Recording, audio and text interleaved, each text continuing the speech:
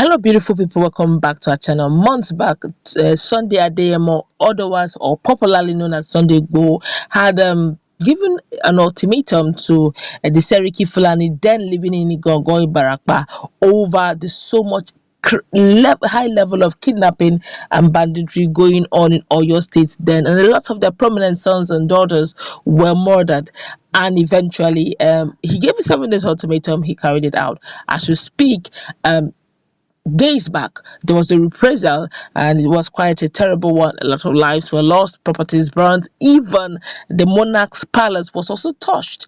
This was quite disheartening, as Sunday Igboho and his men were actually at Ekiti State then, having an awareness campaign over Oduduwa nation now. But hours in the middle of the night, that mayhem took place, and it was allegedly found out rather that Fulani herdsmen were the culprit at it. But as we speak right now, Sunday Igboho is back, and he's speaking in this time with so much anger and venom in his voice. But before going to the news proper to find out the next ultimatum given not just now to the Fulanis alone, but to quite a number of persons, we like you to subscribe to our channel by clicking on the red subscribe button. Beside it, you see a bell notification icon. Please go ahead, click on it to get notified as soon as we update our channel on YouTube. Well, popular Yoruba freedom fighter Sunday Adeyemo, popularly called Sunday Igboho, has given a fresh eviction notice to killer herdsmen in the Southwest,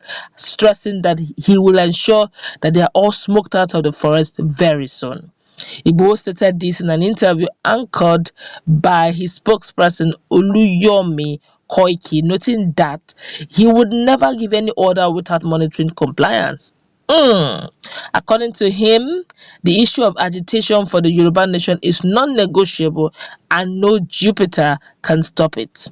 Igboho also insisted that no governor can stop Yoruba Nation rally, noting if any governor says that, it will not be obeyed because Yoruba land belongs to all Yoruba indigents. He further warned criminal elements hibernating in the forest to leave, because henceforth there must not be any issue of kidnapping again in the zone. Igboho, who spoke in Yoruba, said, "How can 6 million people be commanding about 250 million of other Nigerians? Marriage is not by force. We can't live with you again. The Yoruba nation is a vehicle of salvation, and I want all Yoruba to board the vehicle and have their seats. How can we go back when we are almost at our destination? Those who have not joined us should do so now, because there's no election come 2023. Yoruba will go." He appealed to all youth not to insult elders in Yoruba land, including the traditional rulers, that's the monarchs. "Please don't insult our elders again. I don't want anyone to cast aspirations on our traditional rulers that they have collected money. No, don't do that. Even if they were given money, it's part of the commonwealth that was stolen." Baka. Don't fight the police or any security agents. Let's do our rally peacefully. There's sense in this. Tell President Muhammadu Buhari, if he doesn't understand Yoruba, tell him in English language that we don't want bandits in our zone again. Femo, work has begun already, and from Monday I will begin combing all forests in Yoruba land. Welcome. I want all Fulanis in Yoruba land to leave. I myself will monitor compliance with the eviction notice. I don't issue an order without ensuring compliance. As from Monday, we don't want to hear of any kidnapping in Yoruba land again. I will show them the stuff Yoruba people are made up of. Alayaki. We will tell them there is a clear distinction between Yoruba and Fulani. All these weapons they are brandishing, we will collect them with ease. We will blow wind into all the forests in the Yoruba land. If we don't prove to these people who we are now, they will be encroaching on our lands, and when will we achieve our Yoruba nation? He challenged anyone who claimed to have given him money regarding his agitation to come forward and say it out. If you know you have given me money that I should shelve Yoruba nation struggle, come out and say it now. No amount of money can stop me from going ahead with this struggle. You can't kill me. Kill who? Throw a bomb at who? At me? If you throw a bomb, I too will send thunder, he said. Yay! Igboho also dismissed rumors of his kidnap, saying, "No one can kidnap me. I know you.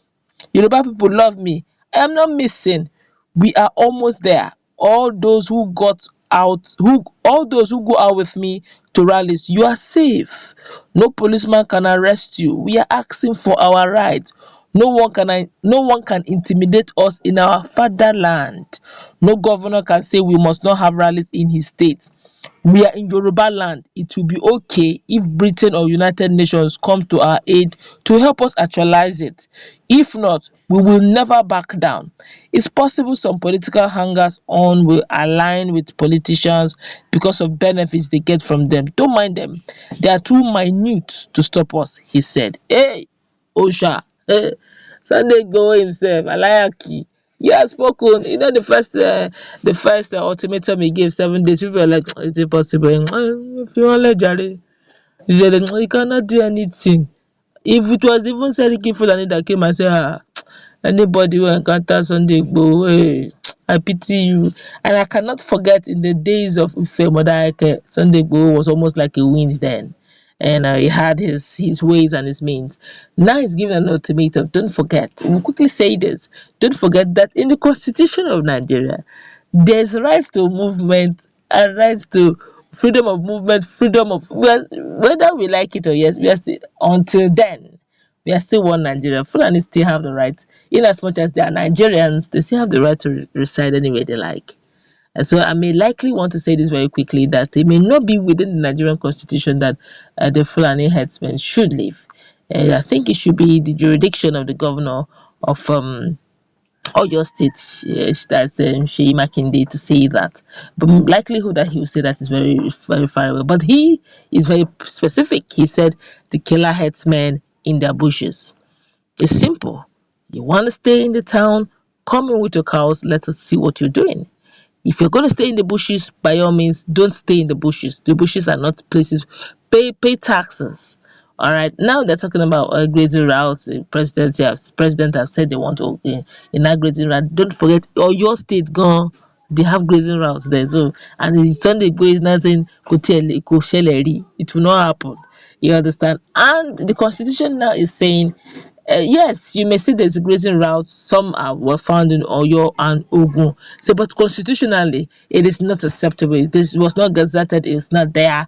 It has been buried into the state law, which has given land use act and all lands belonging to the state governor. So it's actually the governors that will probably say we want ranching or we want grazing open or we don't. If they say they don't, then it may mean sacrosanct. Let's go wrap it up. Let's meet in the comment section. What's your take?